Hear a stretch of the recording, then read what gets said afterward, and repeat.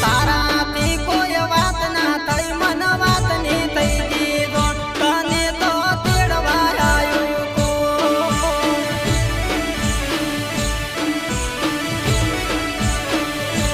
એ હું જઈને પાછી આવું કરશું પૂરી વાત અધૂરી કરશું પછી વાત